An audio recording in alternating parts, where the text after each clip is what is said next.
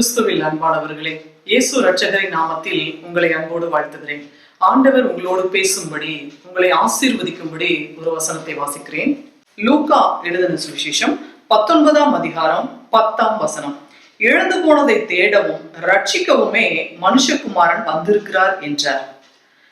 பாருங்க, இழந்து போனதை தேடவும் ரட்சிக்கவுமே மனுஷகுமாரன் வந்திருக்கிறார். அப்போ எதை இழந்து போனாங்க, எதை தேட வந்தாரு அப்படின்னு சொல்லி பாத்தீங்கன்னா, பாவிகள் மனம் திரும்ப வேண்டும் அப்படின்னு சொல்லி. இப்போ ஆதியில பாத்தீங்கன்னா ஆதாம் ஏவாள் அப்படின்னு சொல்லி ஆண்டவர் ஆணும் பெண்ணுமாக சிருஷ்டித்து அவர்களை ஏதேன் அப்படிங்கிற தோட்டத்துல ஆண்டவர் வச்சிருந்தார். அப்போ ஆண்டவர் என்ன சொல்லி வச்சிருந்தாரு, இந்த தோட்டத்தை பண்படுத்தவும் பாதுகாக்கவும் வேண்டும் அப்படின்னு சொல்லி, பண்படுத்தி பாதுகாத்துக் கொள்ளுங்க அப்படின்னு சொல்லி ஆண்டவர் சொல்லியிருந்தார். ஆனா அவங்க அதை பாதுகாப்பு, சரியான பாதுகாப்பு போடாததுனால அந்த சாத்தான், அந்த சர்ப்பம் என்ன பண்ணுச்சு அப்படின்னா, உள்ள நுழைஞ்சி அந்த ஸ்திரீயானவளை வஞ்சித்து ஏமாற்றி ஆண்டவர் சொன்ன அந்த கட்டளையை மீறி நடக்க வைத்தது. அப்போ ஆண்டவர் என்ன சொல்லியிருப்பாரு, எல்லா பழங்களையும் சாப்பிடுங்க, ஆனா இந்த ஒரு பழத்தை மாத்திரம் நீங்க சாப்பிட வேண்டாம் அப்படின்னு சொல்லியிருந்தார் ஆண்டவர். அப்போ அந்த வார்த்தையை மீற செய்யறதுக்காக இதை என்ன பண்ணுச்சு, தந்திரமா உள்ள நுழைஞ்சிருச்சு. அப்போ உள்ள நுழைகிற அளவுக்கு இவங்க என்ன பண்ணல அப்படின்னா, சரியான பாதுகாப்பு வேலி போடாததுனால அது உள்ள நுழைஞ்சிருச்சு. அப்போ அன்னைக்கு இழந்து போன அந்த ஆசீர்வாதங்களை அவங்க மீறி அந்த பழத்தை சாப்பிட்டதுனால அவர்களுடைய கண்கள் திறக்கப்பட்டது. நன்மை எது, நல்லது எது, கெட்டது எது அப்படின்னு சொல்லி அவங்களால அதை தெரிஞ்சு கொள்ளக்கூடிய அப்படி ஒரு வாய்ப்பு வந்துருச்சு. அப்போ நல்லது கெட்டது அவங்க தெரிஞ்சு கொண்டாங்க. அப்போ வாழ்க்கையில எவ்வளவோ கஷ்டங்கள், வேதனைகள், துன்பங்கள், துயரங்கள், ஆண்டவருடைய வார்த்தையை மீறுவதே பாவம், ஆண்டவருடைய கட்டளையை மீறுவதே பாவம் அப்படின்னு சொல்லிதான் வசனம் சொல்லுகிறது. அப்போ அந்த ஆண்டவருடைய வார்த்தையை அவங்க மீறினதுனால வந்த பாவத்தை மீண்டும் அவர் சரி செஞ்சாகணும் இல்லையா. நம்மளை படைச்ச ஆண்டவர் அப்படியே விட்டுவிட மாட்டார். அப்போ மனுஷன் மீறிட்டா அதை சரி பண்ணணும். அதனால என்ன பண்ணார் ஆண்டவர், பரிசுத்த ஆவியினாலே, ஒரு கன்னியின் வயிற்றிலே அவர் பரிசுத்த ஆவியினாலே ஜெனிப்பிக்கப்பட்டு இந்த பூமிக்கு மனிதனாக ஆண்டவர் என்ன பண்ணார் அப்படின்னா, இழந்து போனதை திரும்ப கொடுக்கறதுக்காக தன்னுடைய ஜீவனையை அவர் கொடுத்தார். அதான் வசனம் சொல்லுகிறது, இழந்து போனதை தேடவும் ரட்சிக்கவுமே மனுஷகுமாரன் வந்தார் என்கிறார். அப்போ பாத்தீங்கன்னா மனுஷகுமாரன் வந்திருக்கிறார். அப்போ மனுஷன் இழந்து போன சுகம், இழந்து போன ஆசீர்வாதங்களை எல்லாம் திரும்ப கொடுக்கறதுக்காக தான் தன்னுடைய ஜீவனையே கொடுத்து எல்லா ஆசீர்வாதங்களையும் திரும்ப என் பிள்ளைங்களுக்கு நான் கொடுக்கணும் அப்படின்னு சொல்லி தன்னுடைய ஜீவனை கொடுத்து, ரத்தத்தை கொடுத்து, ரத்தம் சிந்தி பாவத்தை மன்னித்தார். மனுக்குலத்தினுடைய பாவத்தை மன்னிக்க தன்னுடைய ரத்தத்தை சிந்தினார். அவங்களுடைய சாபத்தெல்லாம் உடைக்கிறதுக்காக தான் அவர் தலையில முள்கிரீடம் சூட்டப்பட்டது, முள்முடி சுமந்தார். அப்போ நம்ம ஐஸ்வர்யன் ஆகும்படிக்குதான் அவர் தரித்திரரானார். அப்போ அந்த மனுஷன் எதையெல்லாம் இழந்து போனானோ, சுகத்தை இழந்திருந்தா சுகம் கொடுக்கவும், ஐஸ்வர்யத்தை இழந்திருந்தா செல்வ செழிப்பு, நல்ல செழிப்புள்ள ஒரு வாழ்க்கை, நல்ல ஏதேன்ல அவ்வளவு அழகான ஒரு ஆசீர்வாதம், நல்ல பிளசன்டான நல்ல ஒரு பீஸ்ஃபுல்லான லைஃப், அதை என்ன பண்ணிட்டாங்க அப்படின்னா அவங்க இழந்துட்டாங்க. அதையெல்லாம் திரும்ப கொடுக்கும்படிதான் மனுஷகுமாரன் வந்திருக்கிறார் என்றார்.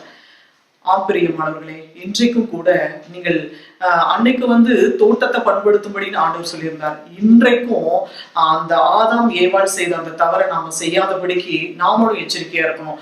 இன்றைக்கு ஆண்டவர் என்ன சொல்லுகிறார், இருதயம், அந்த இருதயத்தை தான் ஆண்டவர் இன்னைக்கு தோட்டமா சொல்றாரு. உன் இருதயத்தை எல்லா காவலோடும் காத்துக்கொள், அதனிடத்தில் இருந்து ஜீவ ஊற்று புறப்படும் அப்படின்னு சொல்லி ஆண்டவர் சொல்லுகிறார். அப்போ அந்த இதயத்தை நம்ம என்ன பண்ணணுமா, பாதுகாத்துக் கொள்ளணும். எல்லா காவலோடும் உன் இருதயத்தை காத்துக்கொள், அதனிடத்தில் இருந்து ஜீவ ஊற்று புறப்படும் அப்படின்னு சொல்லி. அப்ப ஜீவ ஊற்று அப்படின்னா என்ன அப்படின்னா, அதனிடத்தில் இருந்து ஆசீர்வாதம் பொங்கி வழியும்.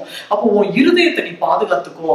உன் இருதயத்துக்குள்ள எந்த ஒரு தீய எண்ணங்கள், தீய சிந்தனைகள், எந்த ஒரு கெட்டதும் உனக்குள்ள வராதபடிக்கு ஆண்டவருடைய வார்த்தையினாலே உன் இருதயத்தை நிரப்பு. உன் இருதயத்தின் நிறைவினால் வாய் பேசும். உன் இருதயத்தின் நிறைவு அப்படிங்கும் பொழுது ஜீவனுள்ள தேவனுடைய வார்த்தையினாலே உன் இருதயத்தை நிரப்பும் பொழுது அது உனக்கு ஆசீர்வாதமா இருக்கும் அப்படின்னு சொல்லி ஆண்டவர் சொல்லுகிறார். இருதயத்தின் நிறைவினால் வாய் பேசும். இருதயம் நிரம்பி ஆண்டவருடைய வார்த்தைகளால நிரம்பி இருக்கும் பொழுது உன் வார்த்தை எல்லாமே ஜீவனுள்ள வார்த்தைகளை நீங்க பேசும் பொழுது அது உங்களுக்கு ஆசீர்வாதமா இருக்கும். அப்ப ஆண்டவர் சொல்லுகிறார், இழந்து போனதை தேடவும் ரட்சிக்கவுமே மனுஷகுமாரன் வந்திருக்கிறார் அப்படின்னு சொல்லி ஆண்டவர் சொல்லுகிறார். இன்றைக்கு நீங்க இழந்து போன எல்லாவற்றையும் ஆண்டவர் உங்களுக்கு திரும்ப தரப்போகிறார். நீங்கள் நம்பிக்கையோடு கூட இந்த வசனங்களை சொல்லி, ஆண்டவரே இழந்து போனதை திரும்ப கொடுப்பேன் தானே நீங்க சொல்லி இருக்கிறீங்க. இழந்து போனதை தேடவும் அவர் ரட்சிக்கவுமே நான் மனுஷகுமாரன் வந்திருக்கிறார்னு சொன்னீங்களேப்பா.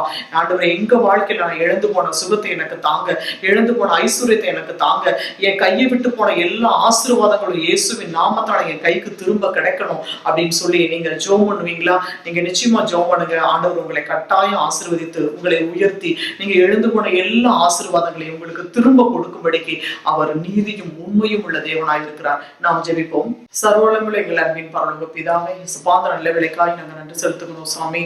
தகப்பனே, நான் இழந்து போனதை தேடவும் ஆண்டவரை ரட்சிக்கவுமே மனுஷகுமாரன் வந்திருக்கிறார்னு சொல்லி சொன்னீங்களே ராஜா. தகப்பனே, ஆண்டவரே உடைய ஜனங்கள் எதையெல்லாம் இழந்து போனாங்களோ ஆண்டவரே அதையெல்லாம் நீர் திரும்ப கொடுக்க வேண்டும் என்று சொல்லி நாங்கள் ஜெபிக்கிறோம் அப்பா. ஆண்டவரே சரீரத்துல நல்ல பரிபூர்ண சுகத்தை கொடுப்பீராக, ஆண்டவரே நல்ல ஆரோக்கியத்தை தருவீராக, ஆண்டவரே ஐஸ்வர்யத்தோடு செல்வ செழிப்போடு வாழ உடைய ஜனங்களை கர்த்தர் ஆசீர்வதிப்பீராக. எவ்வளவோ வசதி வாய்ப்பாய் வாழ்ந்தோம், ஆனா இன்றைக்கு இந்த நிலைமைக்கு தள்ளப்பட்டிருக்கிறோம்னு சொல்லி எத்தனை குடும்பங்கள் ஆண்டவரே அப்பா, ஆண்டவரே அவர்கள் கண்ணீரோடு காணப்படுகிறார்களோ அவர்களுடைய கண்ணீர் எல்லாம் கர்த்தர் துடைத்து ஆண்டவரே மீண்டும் அந்த பழைய நிலைமையை விட இன்னும் நல்ல புதிய ஆசீர்வாதங்களோடு கர்த்தாவே அவர்கள் வாழ்ந்திருக்க கர்த்தர் நீர் கிருபை தர வேண்டுமாய் நாங்கள் ஜெபிக்கிறோம் சுவாமி. தகப்பனே, நீர் ஆசீர்வதிக்கப்பா.